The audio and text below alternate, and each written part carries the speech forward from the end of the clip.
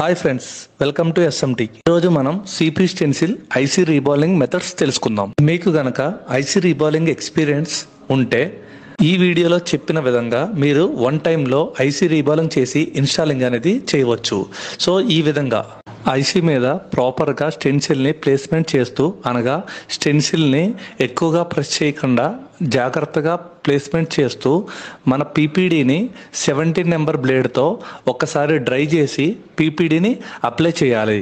తరువాత మన బ్లోయర్లో quick 861 DWలో 340 heat air 40 పెట్టుకుని మన ఐసీని రీబాలింగ్ చేయాలి. రీబాలింగ్ చేసిన తర్వాత ఏదైనా 2 లేదా 3 బాల్స్ సరిగ్గా రీబాల్ అవ్వకపోతే మనం పేస్ట్ అప్లై చేసి ఒకసారి సేమ్ హీట్తో రీఫ్లో చేయాలి. ఇలా చేస్తే ఐసీలో ఉన్న ప్రతి బాల్ కూడా రీబాలింగ్ పర్ఫెక్ట్గా అవుతాయి. స్టెన్సిల్ని ప్రాపర్గా హ్యాండిల్ చేయడం ద్వారా మీకు బాల్స్ అనేది అప్ అండ్ డౌన్ అవ్వడం జరగదు. కాబట్టి వన్ టైంలో